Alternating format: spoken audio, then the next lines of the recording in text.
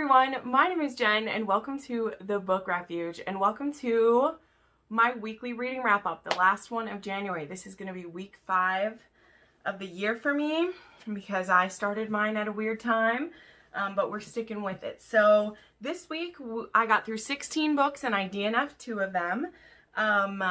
It was a wild week. I'm still deep in the trenches of mafia and dark romance right now. Let's bring y'all in a little bit closer. I don't like how far away you are from me. Also, I want to say thank you to everyone because I just hit 6K this morning as of filming this.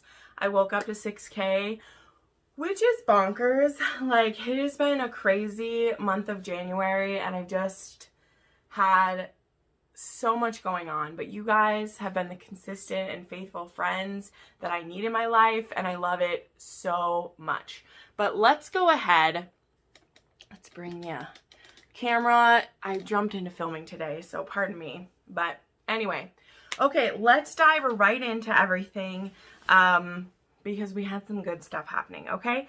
So the first book that I finished was Playing with Monsters by Amelia Hutchins. This is a book that I came across, I can't remember who mentioned it, but I discovered it when I was on a live show with Bree and Crystal and some other friends. And so I was like, Bree, look at this.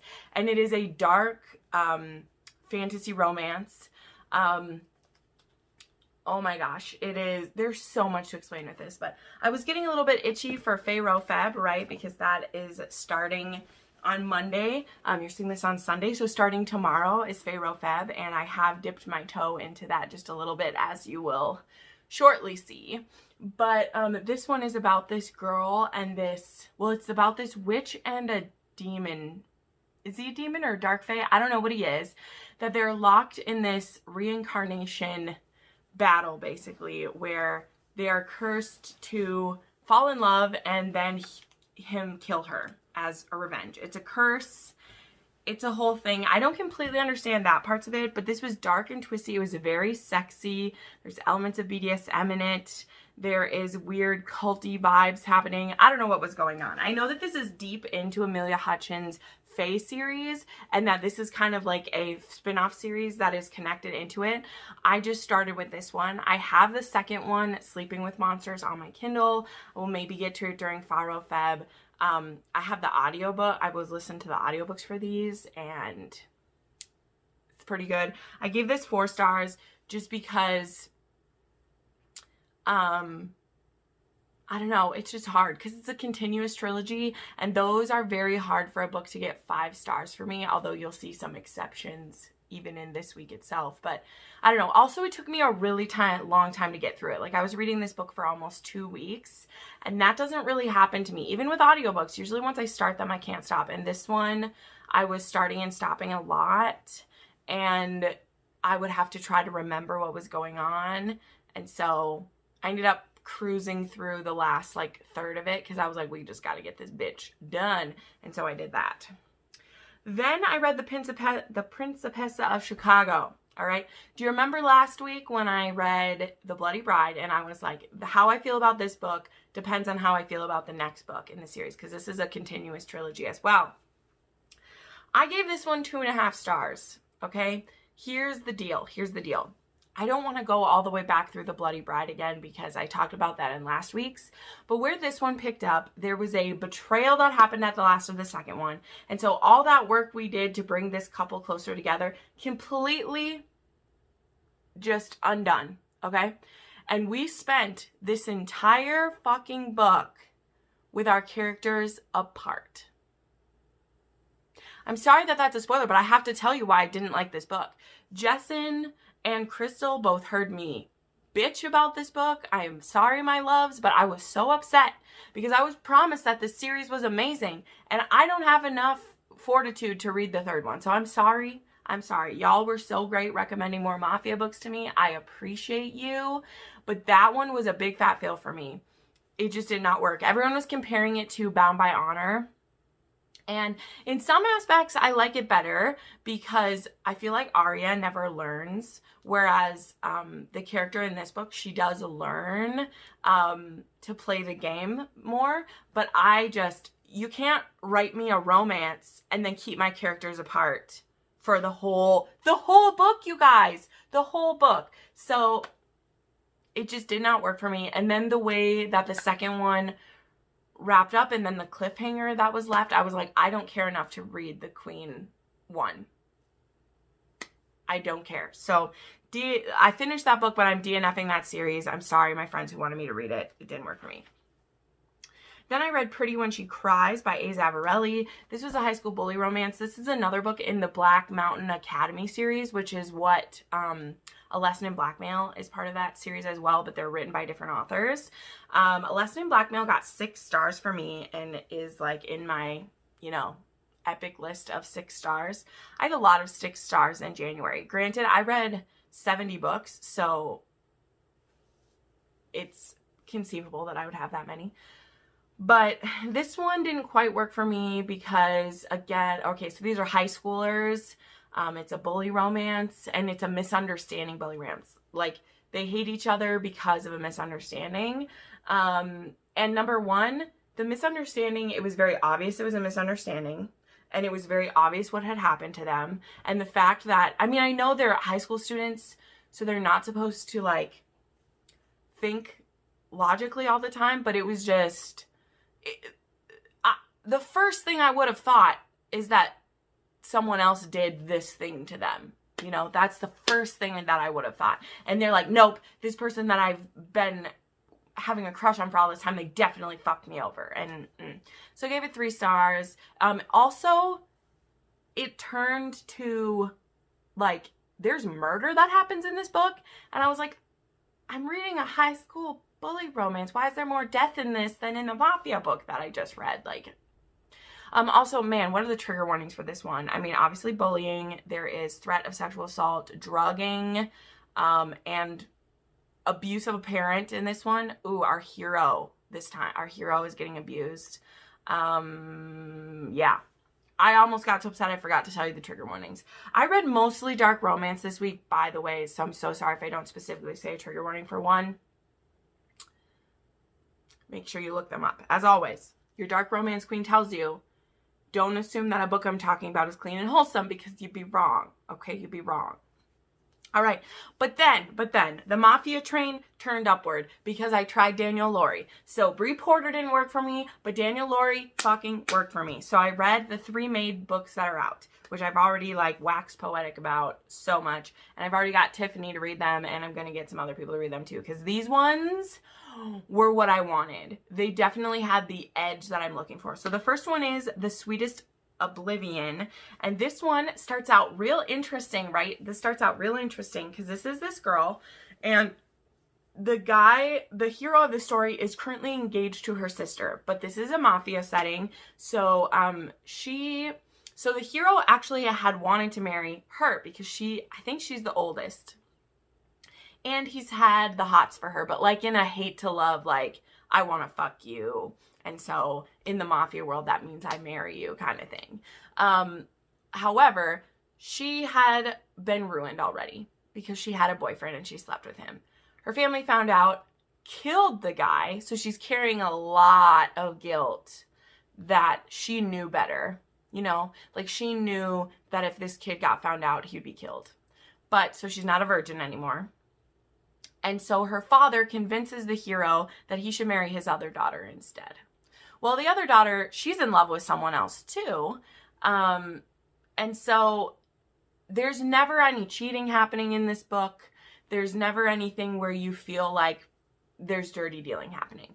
But whenever they're around each other, they just spark the crap out of each other. And so I love watching the progression. I love what, there's a scene very early on in this book, right? He's still engaged to her sister. So he's just looking at her as like future brother-in-law, okay? Future brother-in-law. And he's very protective. And they're coming home from a party one night. This is very early on. It's not a spoiler for the plot, but I just wanted to share about why I love this hero so much. And it's what I sent to Jessin and Tiffany, because I was like, you need to read this. Is they stop at a gas station and she goes in to use the bathroom, and the guy in there says you can't use the bathroom unless you buy something, and she's like, I don't have any money on me, it's in the car. And he's like, well, then you need to give me something else. And he squeezes her ass, and so she smacks him and she leaves. Well, when she comes outside, the hero is like, what just happened in there? And she's like, it's not a big deal. Because she's dressed for a party, so she's like, he thought this or whatever. And he's like, did he? And so he goes in, throws gasoline all over the place, and burns the convenience store down because the dude groped her. I love that alpha toxic shit. I love it in the mafia. I love it because I've said it before. I love when we can have crazy, inhuman justice for these little slights that normally go completely unnoticed. And I loved it. So I was in for the hero, and I loved how this story worked out. Also, the conflict, though it was a little overblown, I completely understood the heroine and why it happened, and I really, I was here for it. Then I read The Maddest Obsession. This is the second book. This is about a character named Christian who we meet in the first book, and he is actually a dirty FBI. He's a dirty Fed who has ties to the Bratva, and he has the hots for Gianna. Her name is Gianna, and Gianna is actually the hero from the first book, is actually his stepmother, but he's older than her. Gianna has had one husband who was this guy's dad, and then he died. And then she was married off a second time since she was still young. She was married to this old guy who's like dying of cancer. So she's a twice widowed mob wife. And she's still pretty young and just like hardened to the world. And then we have Christian, who he has been keeping an eye on this woman for 8 years. And he's waited patiently through these 2 husbands that she's had. And he knows that she's going to be real skittish about having a third one. And so this man sets his trap for Gianna. And it's so good. I loved it so much. I'll just say this. He basically tricks her into a relationship with him. And it's one of the cutest things I've ever seen. That this big badass is trying to trick this woman into a relationship with him. Because he knows she'll be scared. Of course, there's all the blood and death that go with it. But I love it. Then there's The Darkest Temptation. Oh, I'm not telling you. I gave the first one 4.5 stars, then 5 stars. The third one I also gave 5 stars too. This one is, I won't tell you how it's connected with the other 2 because I was surprised. According to what Tiffany said, I might have missed something and I maybe should have known who this person was. But I was still shocked because I was like, what? This is how they're connected. But the part that's not a spoiler, there's this young girl named Mila who doesn't know her dad's in the mob. And he's been away on business in Russia for a very long time. She's very spoiled, lives in a nice house. She has to sneak out of the house, gets a plane ticket, goes to Russia. Number 1, she's pretty ditzy not to know that her father's part of the Bratva.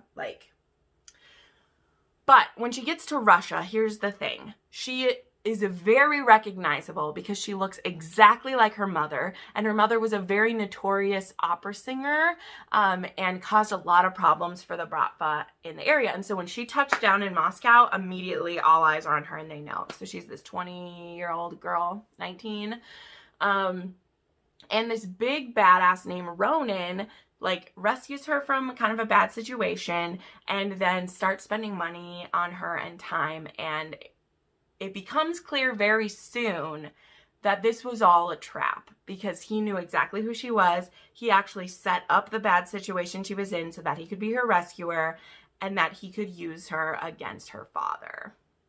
So this goes from this girl thinks she's just hooked herself a sugar daddy to, oh yeah, I'm going to keep you captive in my lair out in Siberia here until I get what I want from your dad. So this turned into a captive situation that reminds me of Twisted Pride so much, but in the best ways. And I mean, nothing quite compares to Remo and Serafina in Twisted Pride, but Mila and Ronan, there's even some scenes that I was like, bitch, this reminds me of Twisted Pride. Ronan, he knows how to get it. There's also dogs in this one.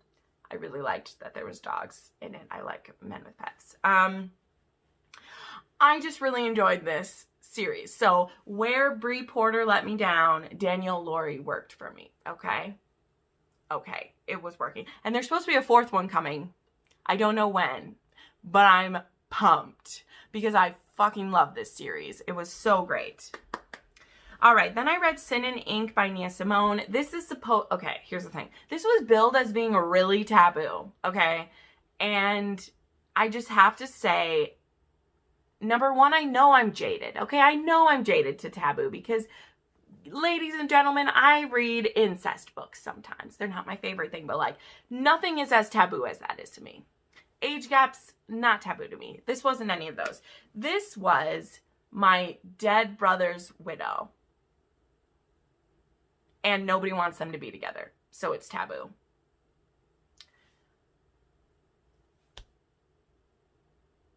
Yeah, that's it. Honestly, I was bored out of my mind. I gave this 3 stars. I probably would give it less. I just don't think this is taboo. I know the second one in this series is a stepbrother one. And I do still have that on my Kindle. But this just did, like, I don't know. Maybe it was that I was expecting it to be so taboo. And then also, I didn't really like the hero that much. Because I'm not a big fan of, like, oops, we went too far and now I hate you kind of thing. Or, like, oh, I went too far, shame on me, I'm a horrible man. Like, that noise just doesn't roll for me. It gets really frustrating to me. So, we just weren't jiving with this story the way that I wanted to. Which was kind of a bummer. But it happens. It happens. It's okay. Then I read The Devil in the Deep Blue Sea by Amelia Wilde. Now, I've already talked about this book a whole bunch. I put it in my video, which you guys have made very successful. Thank you so much, which was, if you like this, try this. I did a contemporary version. I'm working on a historical version. The historical ones are a lot trickier for some reason. I don't know. But I did not think I could find a book like Sea of Ruin, and Amelia Wilde did it. Couple disclaimers up front. This is pretty short. This is part of a trilogy. So what I discovered about Amelia Wilde is she has these trilogies that she's doing about, like, Greek gods reimagined. So there is a trilogy about Zeus and a trilogy about Hades and Persephone. And then this is a trilogy about Poseidon, okay? So it's a direct retelling for name-wise. So his name is Poseidon. And so this is the newest one. And so the second one is coming out in March and the third one should be out by May. So they're coming out pretty quickly. But just so you know, don't be mad at me that I didn't warn you. There is a big cliffhanger to this because it's basically like 3 novella length books put into one. But this is about a girl named, shoot, what's her name? Oh, her name is Ashley. Okay, so this is why, like I said, there's so many parallels because in Sea of Ruin, there's a man named Ashley Cutler, and in this one, there's a woman named Ashley, and she ends up in a tricky situation with a boyfriend. Her boyfriend gets shot by drug cartel, and so she dives off their yacht because they're stealing the yacht that they're on, and she ends up adrift at sea. She gets saved, or so she thinks, by Poseidon and his crew. Turns out he's a smuggler and a pirate. And so he gets rescued. He rescues her. She's not doing too great. And then he finds out who she is through her saying what her name is. And it turns out she's an heiress. And so he's going to ransom her to her father. So she goes from being rescued to being a pawn, basically. But what I love is that this girl, she seems super ditzy and that she wouldn't know what to do with herself, right? Like, she doesn't seem like the smartest bulb in the pack, but this woman will not give up. And like, there is some non-con in here, there is some dubious consent in here, there is, it's captor-captive situation, there is a scene of corporal punishment in here, there is attempted rape, not by the hero, although, okay, wait, I mean, non-con is assault, we know this, but not by our hero, there's an attempted rape. So there's all the trigger warnings. Again, pretty much all the trigger warnings from Sea of Ruin, they apply to this, except this is in a modern setting. And it was delightful. I gave this 6 stars. We'll see how I feel when I've read all 3. I think I just gave it 6 stars because it gave me all the Sea of Ruin vibes that I wanted. And it's not even done yet. But like the cliffhanger for this, like, oh my gosh. It's so good. So I can't wait for more. He's just precious. He's so beautiful. Oh my God. Yeah. I love it. Boo. It's great. Then I read An English Bride in Scotland, which I didn't bring in here with me. I read this as a buddy read with my friend Avery from Avery Loves Books. Hey Avery, I love you so much. She's also a channel member, so big hearts to you. She, I guess, is further along in the series than me. This is the, like, I don't know what the series is called, the Highlander Brides or whatever, but this is my first Lynsay Sands. If you guys remember, I made a video in December about authors that I own a lot of their books and want to read them, and Lynsay Sands is one of them.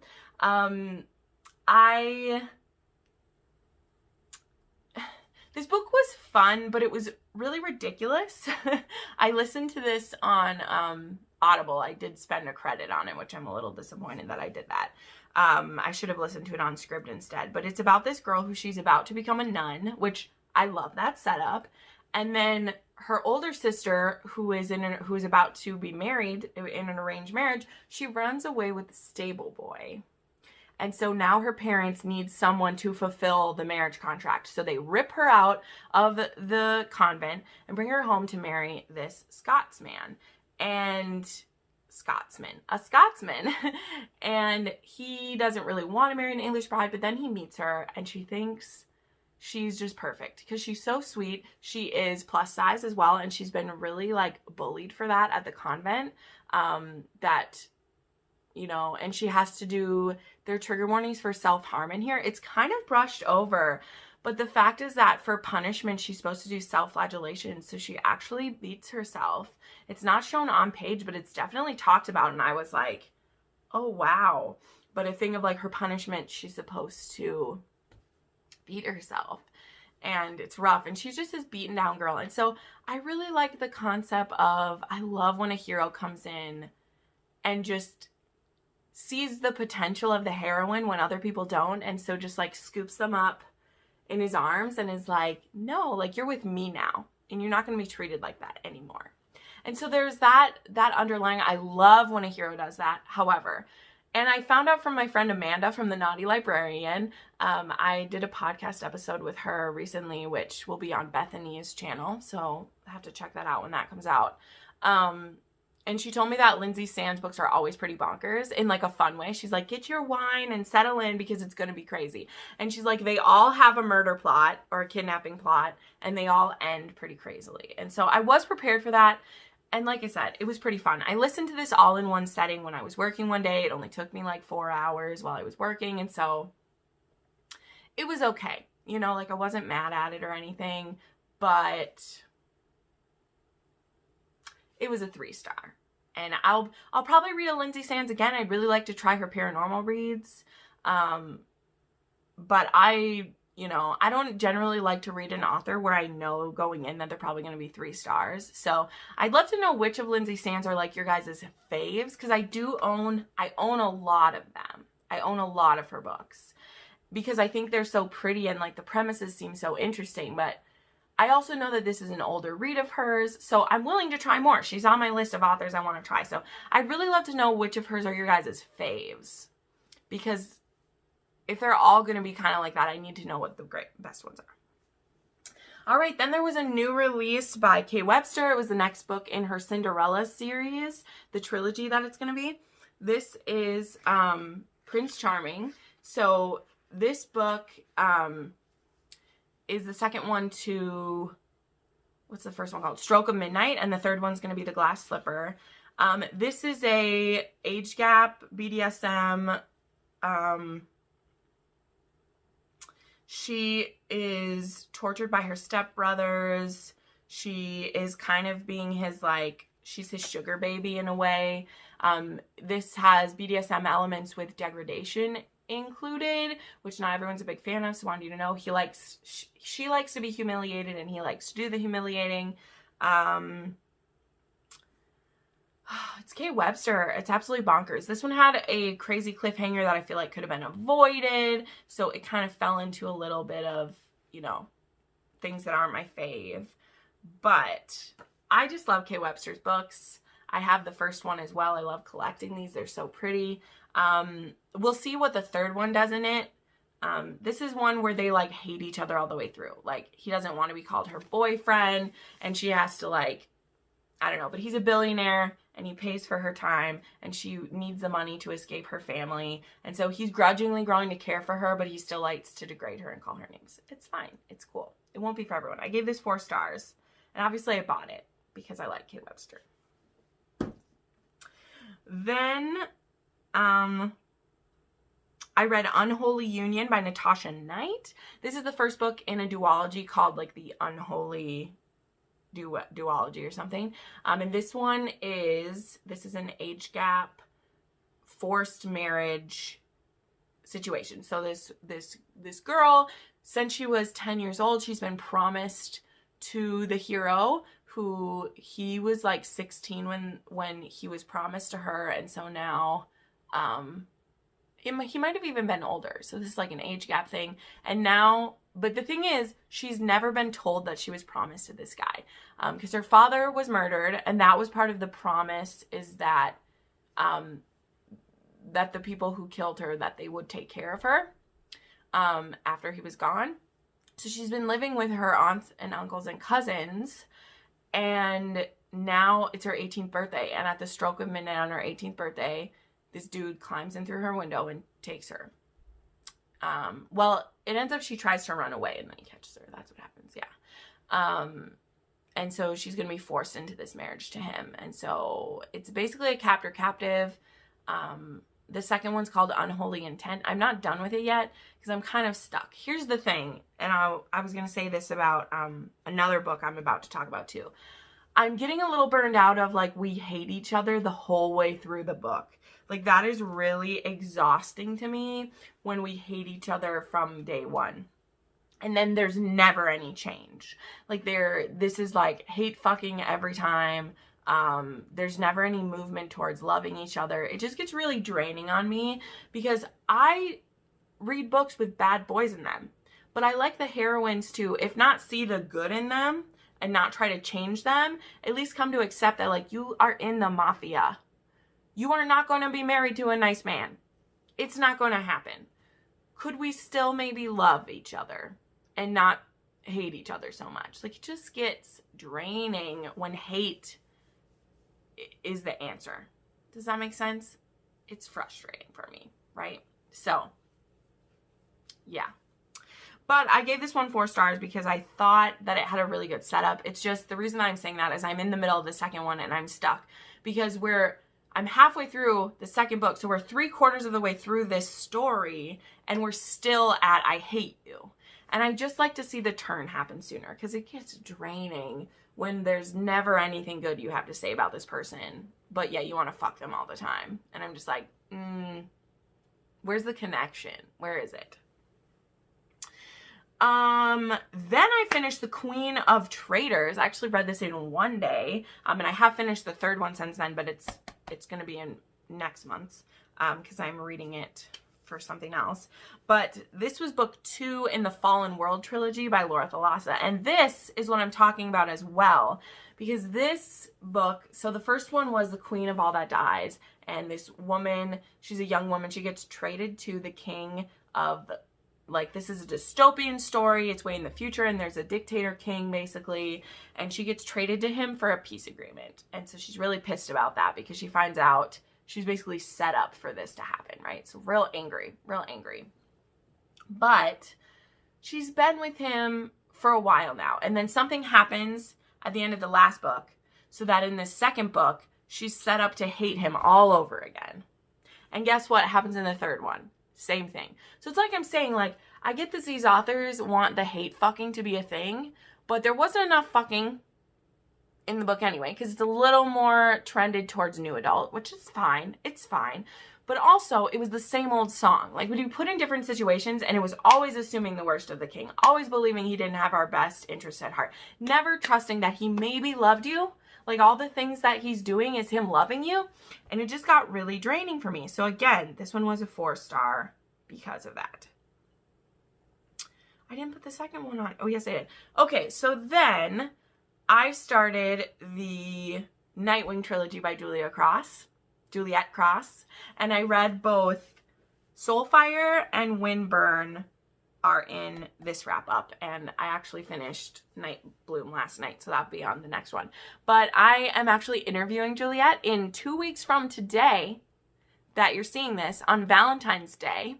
I'll put up the picture of it here.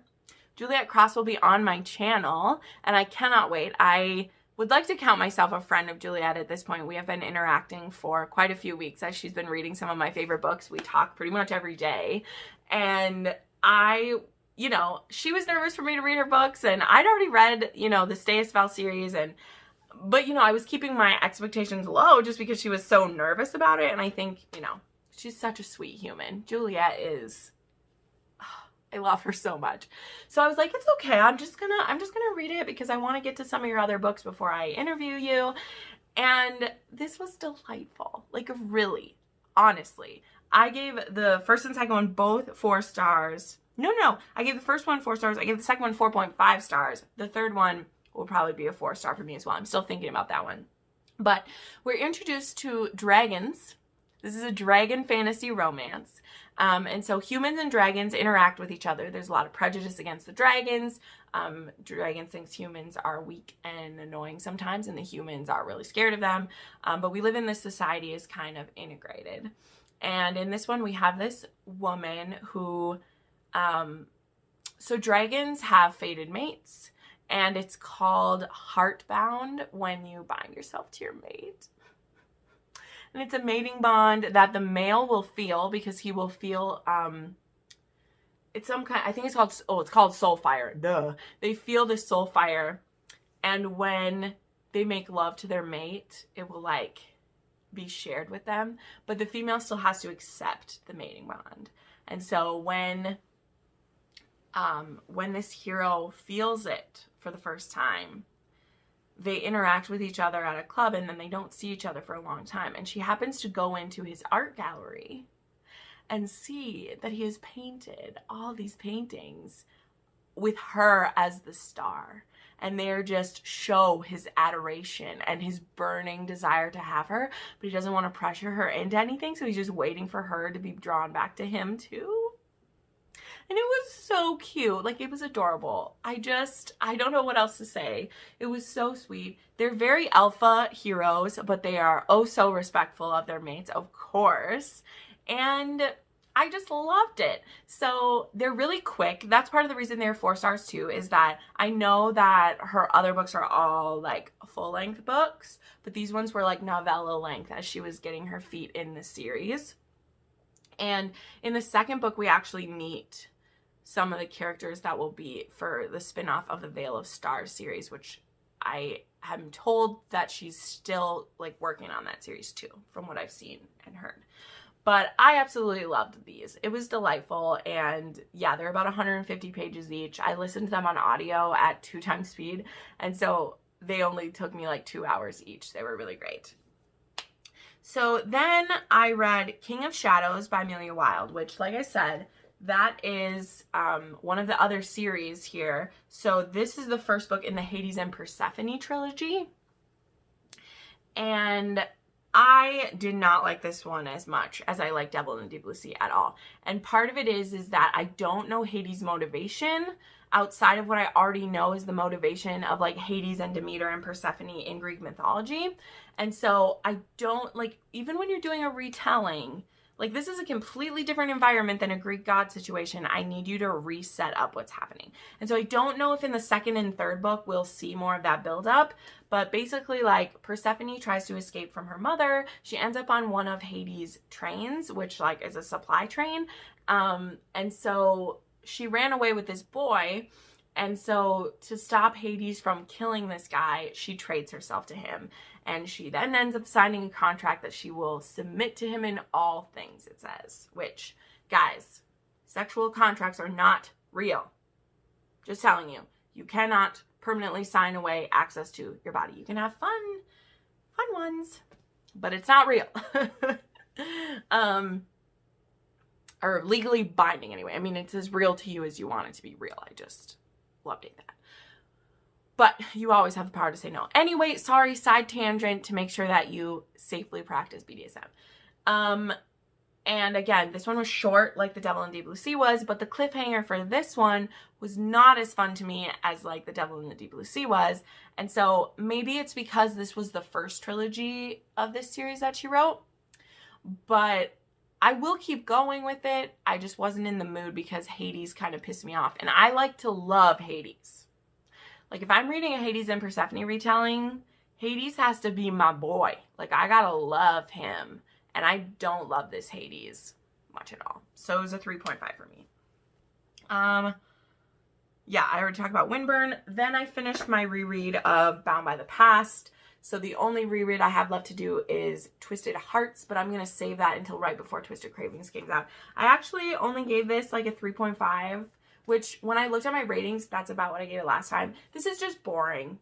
It's boring. There's some stuff that's fun to have from Dante's point of view, but it's literally every event that we've seen in the last 8 books is from his point of view. And so there's no edge to the plot. Like there's no suspense happening in it at all. Whereas like in Bound by Love, I honestly didn't know what Luca was going to do in the situation that Arya puts him in. Whereas this one, Dante's always so controlled. And like, I love that we get to see him let loose with Val. Like they have some great, beautiful, sexy times together.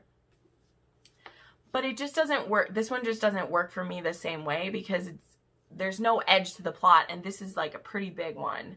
And so it just ends up being kind of boring. But it does set up his kids really well because there wasn't any short stories about him in Bound by Blood because we get a pretty good idea for what his kids are like and some possibilities of the situations his children will be in the future books. So...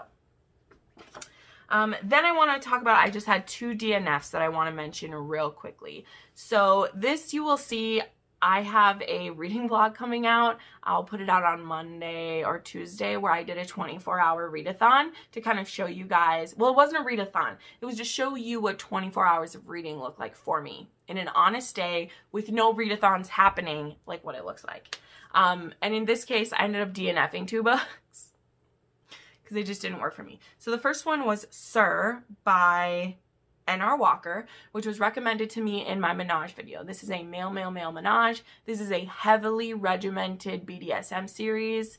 And ultimately I made it 50% of the way through and I couldn't do it. It is 24/7 dynamic and it is a sub who's been like, literally can't live outside of a dynamic, and then it's a dom and sub who are already in a relationship and they take in a second sub, and there's just so much BDSM terminology and like every little thing they do falls into their dynamic, and to me that is exhausting to my brain. Like it follows it so well that it's not even sexy to me, and when the BDSM loses its sexiness to me, I'm like, I'm not reading it for anything else, and so I don't have to apologize for it.